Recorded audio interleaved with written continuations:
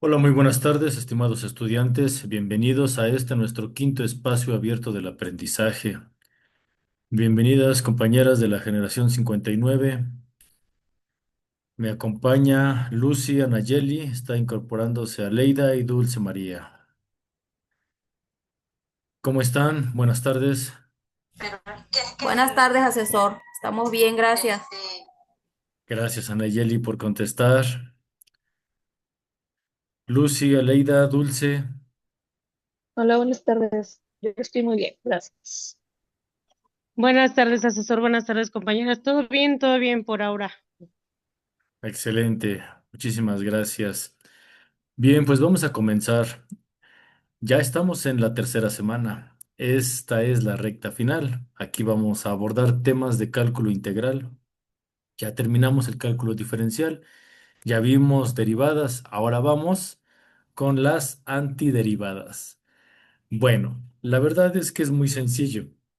La complejidad estriba prácticamente en el dominio del álgebra, como tú ya lo pudiste constatar. En el cálculo integral, prácticamente son procedimientos invertidos. Es eso. Las propiedades del cálculo integral son exactamente las mismas que las del cálculo diferencial. La única diferencia es que vamos en sentido contrario. El cálculo integral aborda métodos de integración. Los vamos a ver, aunque rápido, pero los vamos a abordar. Porque la práctica ya tú lo vas a ir haciendo poco a poco de forma autónoma. Aquí el trabajo de tu servidor es ayudarte con las dudas, es en la asesoría, para lo cual yo necesito, pues, que practiques y que me extiendas esas dudas, esas preguntas que pudieras tener para apoyarte. ¿Vale? Bueno, pues sin más, vámonos rápidamente a la definición. Elegí precisamente Wikipedia a manera de dar una definición acerca de qué onda con la integración. Vamos a hablar acerca del teorema fundamental del cálculo, pero ¿y eso cómo se come? Así que bueno, dice, la integración es un concepto de lo que se le llama el teorema fundamental del cálculo. En pocas palabras, un análisis matemático basado en la generalización de muchas sumas. Se le llaman sumas de infinitos. Eso es prácticamente lo relacionado a un área, que también le llamamos a una región, lo que se forma debajo y por encima de mi función, determinada como una curva. Recordarás que yo te decía la semana pasada que el cálculo tanto diferencial como integral se basa principalmente en la trayectoria de una curva determinada por una función f de x. Entonces, lo que se forma debajo y por encima de esta curva con respecto al eje coordenado, en específico el eje horizontal abscisas, esa área es lo que precisamente Riemann y todos los teóricos que ahorita voy a mencionar, como René Descartes, Isaac Newton, Gottlieb Leibniz e Isaac Barrow, se quebraban la cabeza para poder determinar cómo calcularla. Y lo que llegaron fue pues a hacer polígonos regulares, muchos rectángulos pequeñitos, y entre más tengas, más se acerca precisamente a esta superficie, a esta región. A eso es a lo que me refiero con la generalización de la suma de infinitos. Bien, entonces el cálculo integral, encuadrado en el cálculo infinitesimal, es una rama de las matemáticas en el proceso de integración, también llamado antiderivación. Es muy común en la ingeniería y en la ciencia. Se utiliza principalmente para el cálculo de áreas con terminaciones curvas indeterminadas, también en volúmenes de regiones y sólidos en revolución. Explico. ¿Qué es un sólido en revolución? Bueno, es un elemento tridimensional el cual se modela dándole vueltas. con una herramienta que se llama órbita y una vuelta en modelaje 3D se le llama revolución. Uno de los trazos, por ejemplo, más comunes trabajando en tres dimensiones es si tú dibujas, por ejemplo, una C y a esta C tú le das un grosor. A la C tú le dices que se engruese 1 pulgada y le dices que justo donde termina la letra C, le dices que continúe la trayectoria en una revolución. Entonces el software lo que hace es que la C la convierte en una dona. Y si tú en lugar de C, o bueno, la C pero la pones de forma vertical y la haces girar, pues vas a obtener un disco. Eso es un sólido en revolución. Si te causé más conflicto del que pudiera yo haber resuelto, házmelo saber, por favor, para volverlo a explicar. ¿Vale? Dice, fue usado por primera vez por científicos como René Descartes. Recuerda a René Descartes, por ahí del 1800, filósofo, matemático. Bueno, ya saben, como esos antiguos que eran de todo. Pero René Descartes es recordado por su frase, primero pienso, luego existo, ¿no? O por su obra maestra, El Método, donde determina el método científico y lo que lleva su nombre, ¿no? También el plano cartesiano, como un elemento bidimensional para ubicar puntos a partir de pares coordenados. Hizo sus aportes también desde estas sumas de polígonos infinitos. Isaac Newton, el padre de la física clásica, ¿verdad? Ese que recordamos como que le cayó una manzana en la cabeza y empezó a preguntarse, bueno, ¿y por qué las manzanas caen? ¿Por qué la gravedad?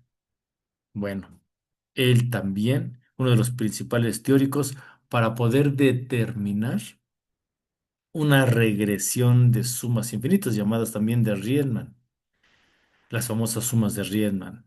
Gottfried Leibniz es uno de los que comienzan a modelar el algoritmo de lo que hoy conocemos como la integral indefinida. Tenemos a Isaac Barrow también, que justo este segundo método de integración que es definido se le conoce igual como regla de Barrow, que es la integral definida por un elemento inicial y un elemento final. Bien, los trabajos de este último, me refiero a Barrow, y los aportes de Leibniz y Newton generaron el teorema fundamental del cálculo integral, que propone la derivación y la integración como procesos inversos. Ahí está. Espero me hayas sabido explicar. Si tienes alguna duda, con todo gusto me regreso y lo volvemos a explicar.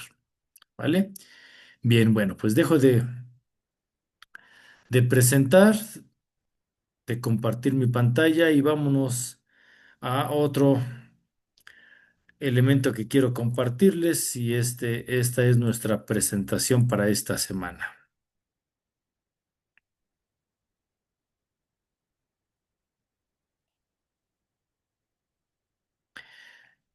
Y tenemos la derivada y la integral en la explicación de los fenómenos naturales y los procesos sociales. Semana número 3 de este grandioso módulo 18. Su amigo y servidor Manuel Antonio Chable Pesina, su asesor virtual.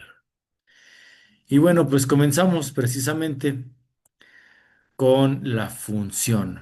Ya te explicaba yo, la función determina una curva con diferentes puntos de inflexión, representando algo así parecido como las olas del mar.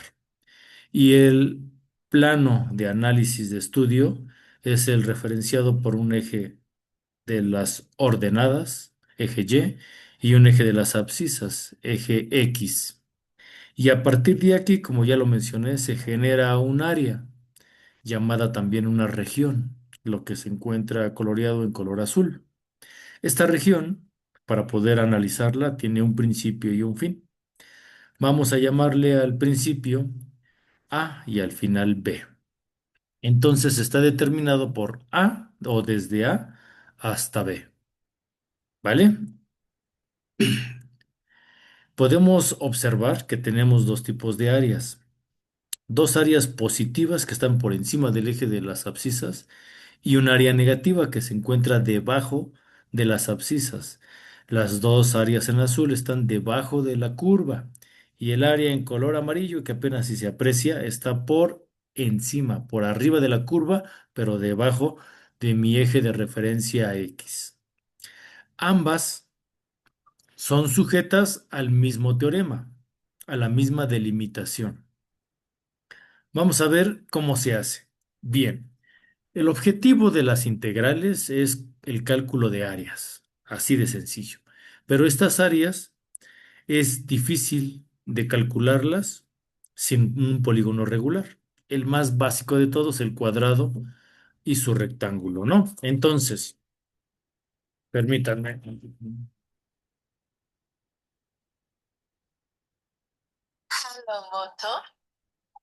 A ver, permítanme.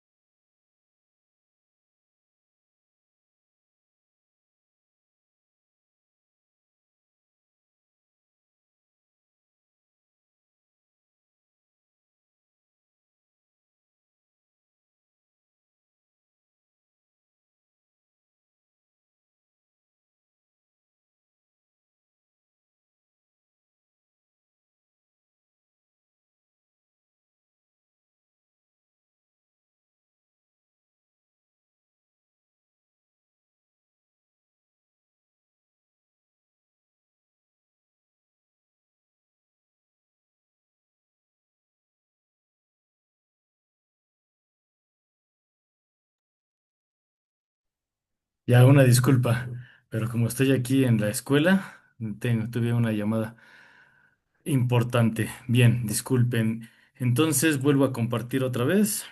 Nos quedamos por aquí. Ay, ay, ay. Estábamos acá, en esta diapositiva. Bien, vamos a quitar esta cosa.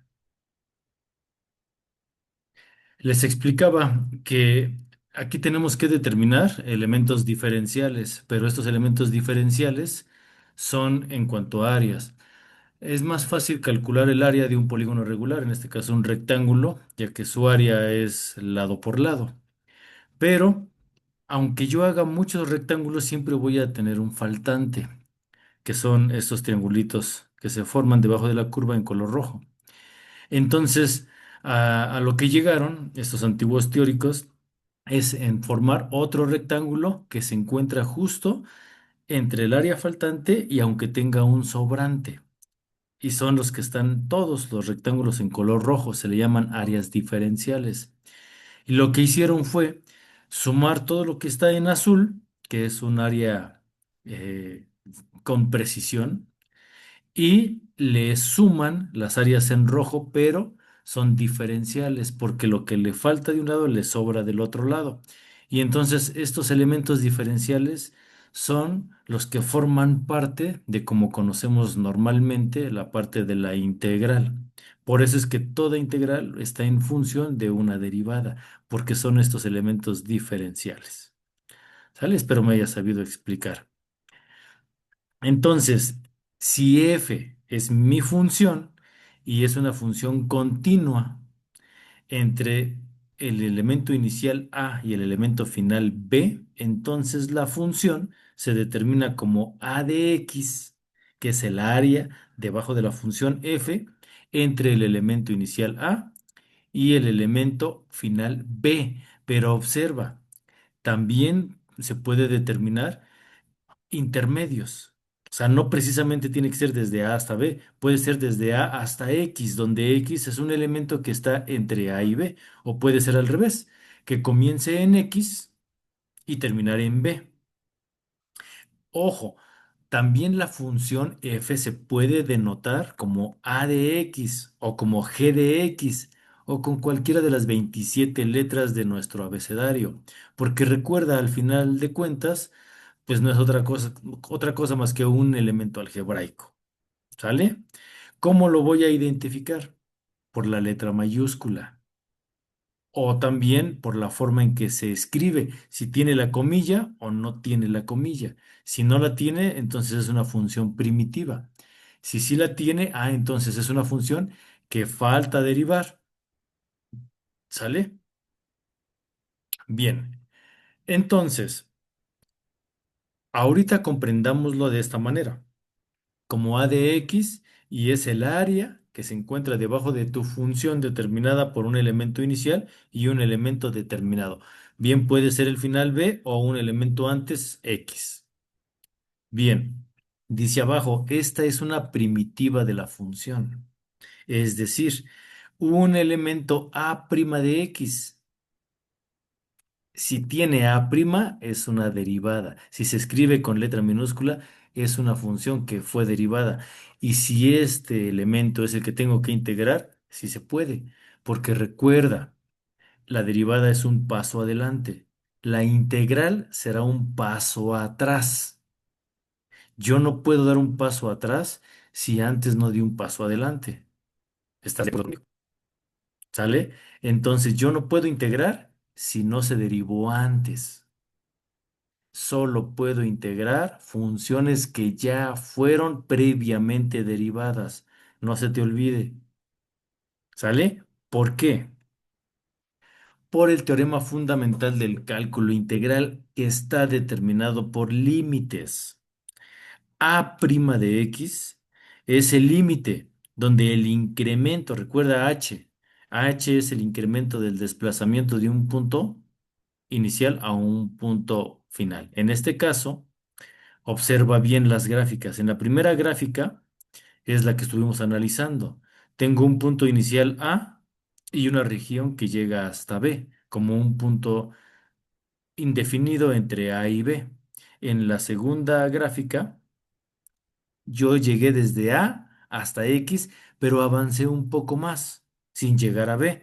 A ese un poco más se le llama incremento, que es X más H. H es ese incremento después de mi punto final. E inclusive yo también puedo hacer un análisis de ese incremento. Yo puedo iniciar en X y terminar en X más H, es decir, en su incremento.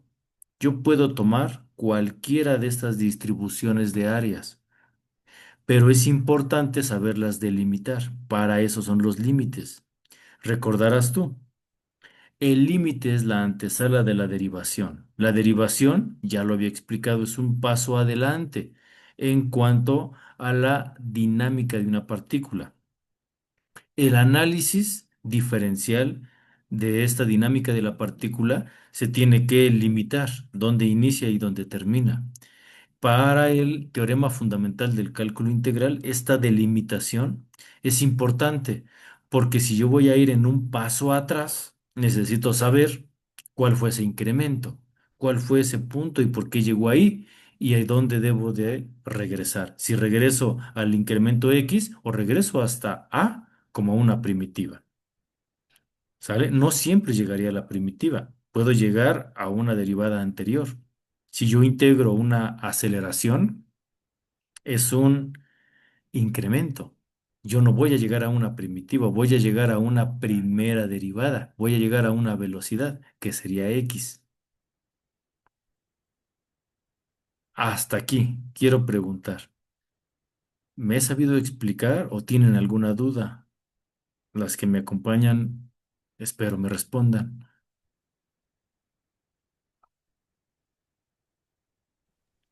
Todo bien. Muchas gracias, Irene, ¿verdad? Pues yo sí tengo dudas, asesor, pero bueno, les soy honesta, me gusta mucho leer y ver nuevamente las videosesiones varias veces para poderle entender. A lo mejor ahorita de momento yo le puedo decir, no, no le entiendo, o sí, sí le entiendo, pero a lo mejor ni siquiera, ¿no? Pero la verdad es que sí necesito ver varias veces las videosesiones para ya como que agarrarle un poquito bien. Muy bien, Aleida, excelente. Pero en lo que estoy explicando de todas maneras con confianza, ¿sale? Yo lo puedo repetir las veces que sea necesario, porque de nada me sirve abarcar mucho si se va a entender poco. Prefiero avanzar poco y que se entienda lo más posible, ¿sale? Sí, Entonces, gracias, Aleida, y gracias por sus participaciones, que para mí cuentan muchísimo.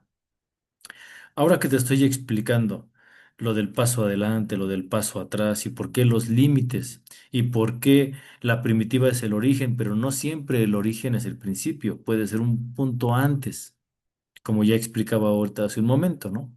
Si me expresan una función con doble comilla, que es una aceleración, y me piden que la integre, si la integro una vez, no llego a la primitiva, no llego a la posición original, llego a la velocidad, ¿sale? Y ya si me piden volver a integrar la velocidad, entonces sí, llego a la posición original, la primitiva. ¿Vale? Ahora, hemos estado hablando de un límite con un incremento, h. Pero ¿qué pasa cuando este incremento h se vuelve constante? Es decir, siempre es el mismo incremento. Entonces, este incremento que no cambia se le llama constante.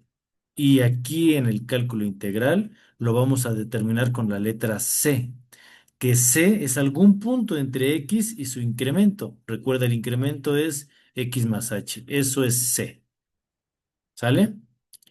Y bueno, vamos a entrar en materia. Entonces, ¿qué onda con la integración? Se pide encontrar la función f, y fíjate, la f sin comilla, cuya derivada es, ojo, la derivada sí tiene la comilla, f' de x. Esto es importante, yo no puedo integrar nada que no haya sido previamente derivada. Entonces aquí me especifican cuya derivada es y se especifica correctamente como f una comilla de x. Y me dicen que es 3x al cuadrado. Quiero que participen. Abran por favor su micrófono y díganme, ¿cuál sería la antiderivada de 3x al cuadrado? Preguntado de otra manera, ¿cómo era antes de que fuera derivada? Ese 3x cuadrado. Las escucho. 2x al cubo. ¿Era 2x al cubo? ¿Seguras? ¿Segura?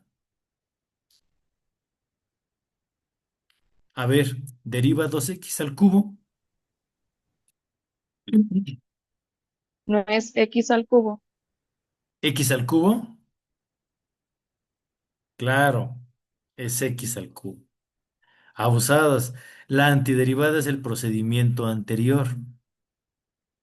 Observen qué fue lo que sucedió. Se escribe f' de x es igual a 3x al cuadrado, ya que su derivada, como bien me dijeron, es x al cubo. Vamos a derivar para comprobar. El 3, que es el exponente, vas a multiplicar a tu base, que es un 1, pero no se escribe, te queda 3x. Y a ese cubo, que es el exponente, le resto 1, me queda cuadrado. Ahí está, 3x al cuadrado. Esta entonces es la función f mayúscula, también llamada primitiva, por un procedimiento de antiderivación de la función. Y luego fíjense qué dice aquí. En el intervalo i, si f' de x es f de x para todo x en i. ¿Qué rayos es i?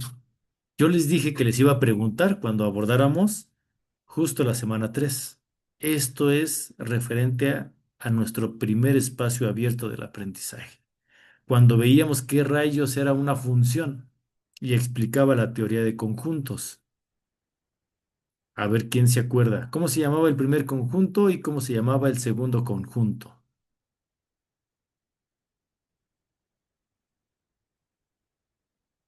Yo les dije que les iba a preguntar.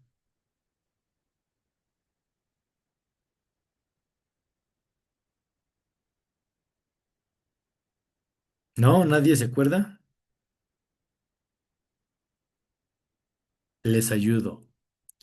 En nuestro primer espacio abierto del aprendizaje, veíamos cuatro formas diferentes de representar una función. La primera de ellas era la teoría de conjuntos. Hacíamos unos huevitos y le poníamos adentro elementos. Y mencioné el primero, el de la izquierda era el dominio, y el otro era su imagen, o también llamado contradominio. La letra I que expresa aquí este teorema es por la imagen. Te está diciendo que la función se vuelve primitiva en un proceso de antiderivación siempre y cuando este proceso sea en una función que cumpla con la relación de fidelidad que hablamos, que a todo elemento de tu X como variable independiente le corresponda uno y solo un elemento de tu Y, que es f de X. A esta relación de correspondencia se le llama una relación de X en Y. X como variable independiente y Y como la imagen de dependencia, que es f de X. A ver si me supe explicar. Esto lo vimos en el primer espacio abierto del aprendizaje y tiene relación hasta acá. No existe integral sin derivación y no existe derivación sin función, así como no existe función sin álgebra. ¿Recuerdan? Eso lo vimos la semana pasada. Es importante, a esto se le llama la trascendencia algebraica. Ahorita me fui hacia atrás, pero me pude ir hacia adelante. Con una expresión algebraica se forma una función siempre y cuando haya una relación de elementos en X reflejados en Y. Dicho de otra manera, siempre y cuando haya una relación de fidelidad entre un elemento independiente con respecto a un elemento dependiente de el otro conjunto. Si se cumple la función, entonces podemos derivar y nos vamos un paso adelante. De una posición estática nos vamos a una velocidad. Y si yo ya derivé y estoy en una velocidad, entonces puedo hacer un paso atrás. Eso es cálculo integral. En un procedimiento de antiderivación, irse hacia atrás. Ahí está. Ya fui y vine de diferentes maneras. Espero me haya sabido explicar. Si no, me detengo, ¿eh? Entonces, ahora que ya vimos qué onda con el paso adelante y el paso atrás, con la derivada y la integral, hablemos de una familia de primitivas. No quiero que se confunda antiderivada con integral, aunque algunos autores así lo demuestran, que la antiderivada es integral. Yo vengo mencionando que no es lo mismo. Para integrar necesitas el procedimiento de antiderivación, pero la antiderivación por sí sola no es integral. ¿Por qué? Porque le falta el más c, le falta la constante de integración. Bueno, ¿y qué rayos es esa constante de integración? Es el elemento diferenciador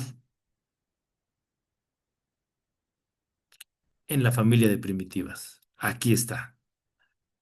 Volvamos al mismo ejemplo. Dice primitivas de 3x al cuadrado. ¿Qué es esto de las primitivas de 3x al cuadrado? Si yo derivo x al cubo, me da 3x al cuadrado. Esto lo hicieron ustedes perfectamente. Ahí está. Entonces la antiderivada de 3x al cuadrado me dijeron ustedes x al cubo. ¿Pero qué crees? Mi función original no era x al cubo nada más, tenía -5. Ah, caray. ¿Y cómo saber? ¿Cómo saber? Porque ese -5 es una constante. Y al momento de derivar, pues se cancela, ¿verdad? Eso lo vimos como la segunda propiedad. Pero, ¿cómo saber si era un -5 o era un -3 o era un +97? La constante no se puede calcular en la antiderivación. No se puede. Por esto, solamente una antiderivada no es una integral, porque no se puede calcular. Pero para poder avanzar y lograr una integral, para no meternos en líos, simplemente a tu proceso de antiderivación siempre le vas a colocar más c. Y al ponerle más c, ya te cubres. Ese más c quiere decir que puede tener cualquier constante. -5 +97, lo que tú quieras, cualquier número real. Contable puede ser c. Y ya quedas cubierto. ¿Sale? Cuando tú le pones ese más c, entonces sí, ya se le llama integración. ¿Y qué es esa c? Es una constante de integración. ¿Vale? Espero me haya sabido explicar. Veamos, ejemplo uno. No quiero que te vayas a confundir, ya te había dicho. Estamos muy acostumbrados a utilizar la f para una función, pero no puede ser nada más la f, te la puedes encontrar como ya lo puse ahorita con una a, en este caso con una g. Y lo hago con toda intención. Mi intención no es de revolverte ni hacerte bolas, no, mi intención es que no te cases con una sola forma, que no te acostumbres a trabajar de una manera. Me gusta cambiar diferentes planteamientos con la misma idea, precisamente para que en tu aprendizaje autónomo no te cause conflicto. Es la misma gata pero revolcada, dicen por ahí. ¿Estamos? Ahora va con G y dice, para la ecuación diferencial g' de x es igual a 2x. Te está poniendo una comilla, te está diciendo que está expresada en su primera derivada. Así que, por esta razón, sí la puedo integrar. Por lo tanto, la solución general, llamada también primitiva general, la puedo expresar la misma g, igual en mayúscula, pero sin la comilla. Sin la comilla te está diciendo que me estoy regresando un paso atrás. Te está diciendo que está sujeta a antiderivación. La posición, la expresión algebraica atrás, antes de que fuera derivada 2x, pues es x cuadrada. Ahora solo le agrego el más c. Si yo le dejo en x cuadrada, es correcta mi antiderivación, pero no estaré integrando. Si yo le agrego el más c, entonces sí, se termina la integración. Ejemplo 2. Observa ahora lo que te puse. Fíjate bien, te puse y'. Ya no puse ni f de x, ni ax, ni g de x. Ahora puse y'. La semana pasada, cuando veíamos derivadas, en una diapositiva te escribía las 4 formas diferentes de expresar una derivada. Ahora te estoy expresando las formas diferentes de expresar una integral. Ahorita fíjate bien, dice y' es igual a 2. Tiene una comilla, entonces está en primera derivada y sí está sujeta a integración, ¿vale? Como requisito. Entonces, número uno, encontrar la función cuya derivada sea 2. Pues simplemente si es una constante y voy en un procedimiento al revés, lejos de que la cancele, le agrego la variable, ¿no? Así que me quedaría en su procedimiento de antiderivación, y sin la comilla es igual a 2x. Compruebo. Si yo derivo 2x, pues te da 2, porque no hay exponente, ¿verdad? Bien. Ahora, si yo a este resultado como punto 2 le sumo la constante de integración, entonces ya habré integrado. Me ayuda la antiderivación, pero el sumarle la constante me determina la integral como tal. Espero me haya sabido explicar. Y también tiene una forma específica de escribir a estas integrales. Se le llama notación de primitivas o notación de la primitiva. Al resolver una ecuación diferencial de la forma dy de dx, es decir, al aplicar el procedimiento de antiderivación con respecto a una derivada, es lo que te está diciendo, dy de dx. Esto va a ser igual a f de x sin la comilla. Pero es más fácil expresarla de la siguiente forma. Simplemente dy es igual a f de x y el numerador que tenía de dx pasa multiplicando a tu función y de forma lineal se queda como dy es igual a f de x de dx. Y esta notación es importante, por eso es que está en negritas, porque esta es la que vamos a utilizar de aquí en adelante al momento de integrar. ¿Sale? Así. Le puedes poner dy o le puedes poner la f mayúscula o le puedes poner la a mayúscula o g de x mayúscula, como tú gustes. Ya vimos, es lo mismo. Lo que no va a cambiar es lo de adentro, tu función, la que sea f de x con respecto a su derivada, con respecto a dx.